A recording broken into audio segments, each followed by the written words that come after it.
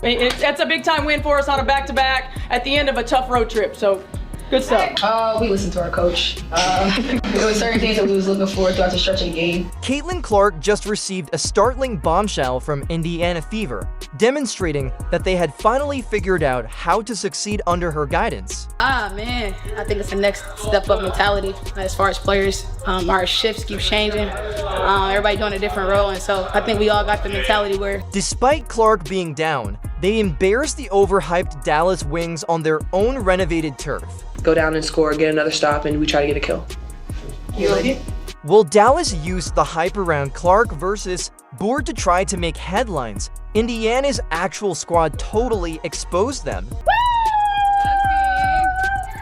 Keep right away, baby. Keep her down. Bow. Without even having Caitlin Clark play, the Indiana Fever, the league's one-woman team according to their brilliant marketing, swept into Dallas on June 30th, 2024, and thrashed the Wings.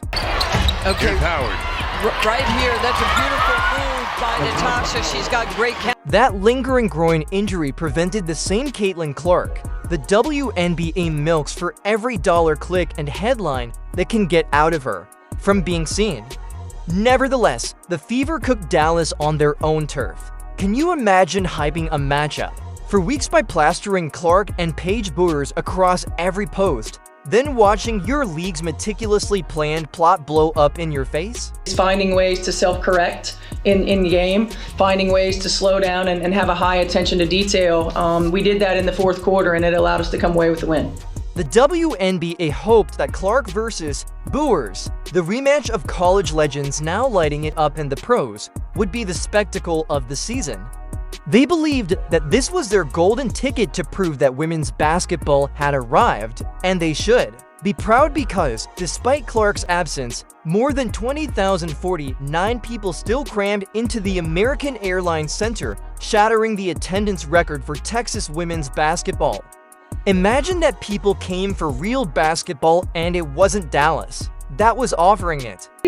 How are you guys able to keep your composure, get that momentum back, and get that lead back and take the win for tonight? Honestly, just continue to stay composed and take it each possession at a time is something that we've been working on. And so for us, that was our focus, is get a stop. You have to chuckle at how desperate the WNBA was at this point, pushing the game as the can't miss event and basing everything on Clark's name, though the league had no confidence in elevating anyone else. Their entire overdone plotline collapsed, and the Indiana Fever made them all appear absurd. Aliyah Boston only needed to utter 6 words following the game to send shockwaves through the building.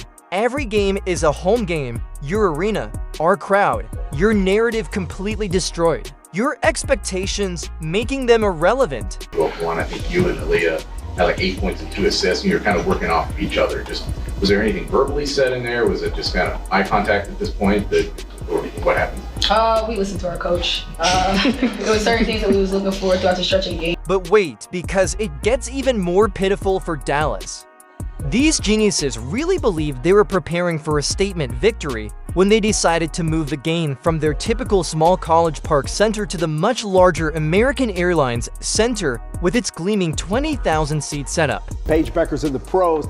That's why they moved the game to the AAC, the first time the Wings have ever played there. Yeah, they sold out the arena, which a lot of NBA teams can't do, and tickets were going for $3,700. Dallas was salivating at the prospect of feasting on a wounded Fever squad without Clark, but this is where their brilliant game plan failed more quickly than their reputation.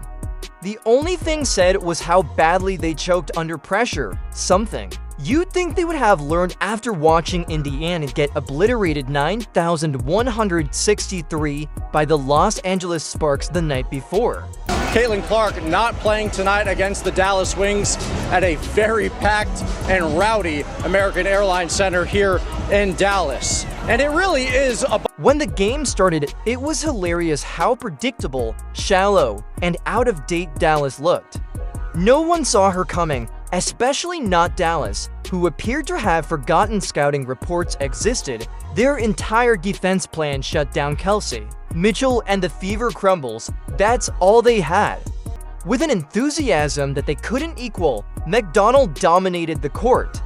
In the first quarter alone, She made a perfect 100% from the field and easily destroyed Dallas's incredible defense. For 40 minutes, but on the second half of a back-to-back, sometimes that's to be expected. I think we did a great job of weathering the storm, and then in that fourth quarter, particularly in that moment when they went up one. Let's be honest, Dallas's coach and roster were so naive that they thought they could coast to victory when Clark was out.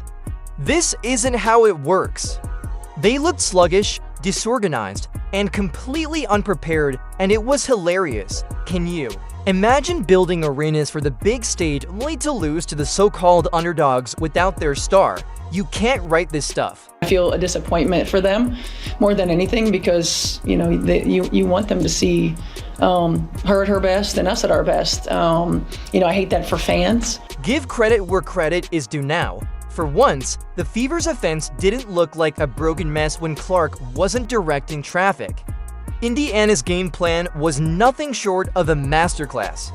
They came out firing, hitting 7 straight shots. To start the game, that's how you silence a crowd and remind the WNBA that this team isn't just the Caitlin Clark show.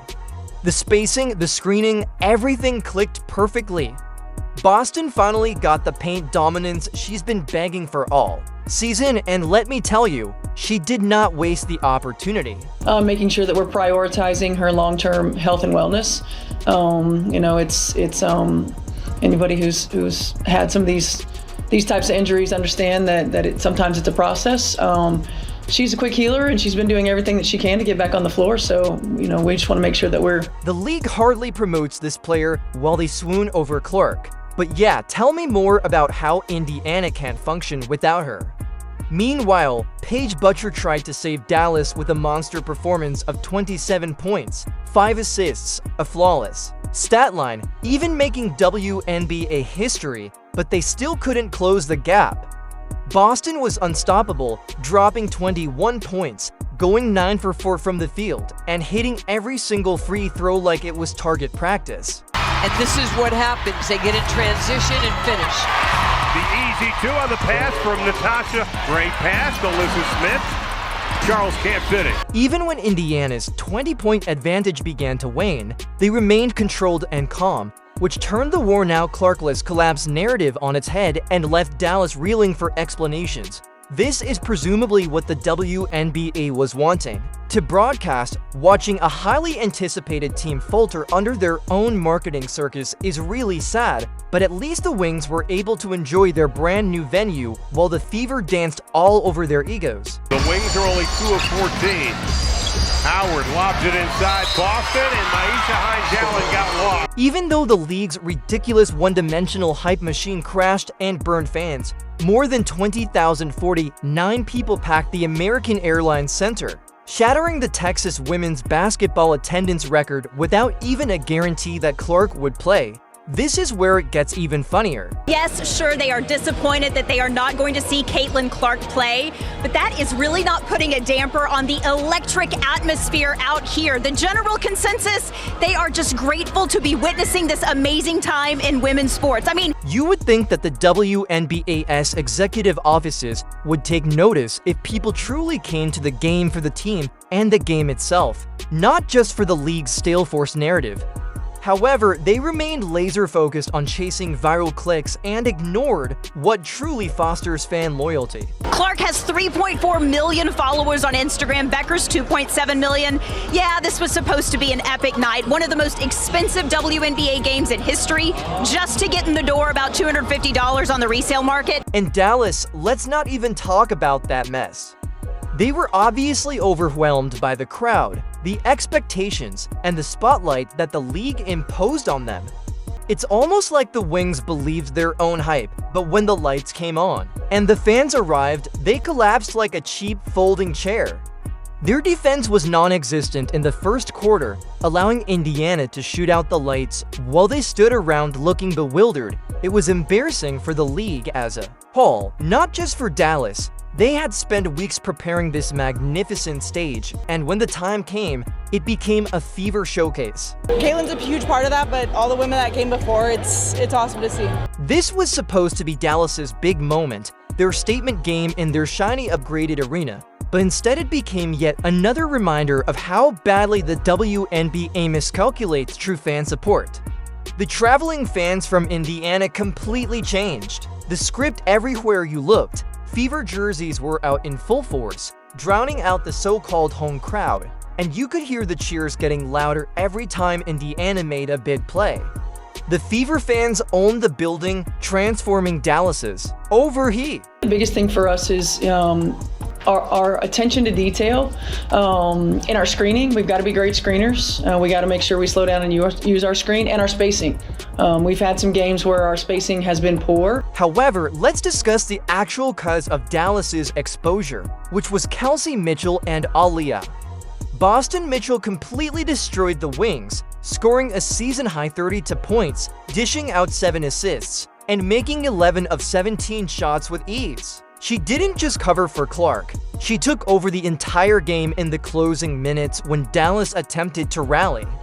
Her poise, court awareness, and shot selection all shouted leader, and she became the offensive engine Indiana needed, leaving Dallas speechless. And that has not allowed Kelsey to get downhill, and it hasn't allowed space for Aliyah to get going either. So I think that the two most important things for us right now offensively. When things got shaky, Boston's inside dominance kept the Fever together. She controlled the boards, grabbed important rebounds, and made defensive stops. You could see the Wings' frustration mounting as Boston kept forcing them into bad possessions and locking down the paint every time Dallas tried to switch things up, but they kept running into the same wall. Indiana's new core showed up big when it mattered most. If you think the WNBA can survive without milking, please let me know in the comments. Caitlin Clark, remember to like, subscribe, and enable notifications.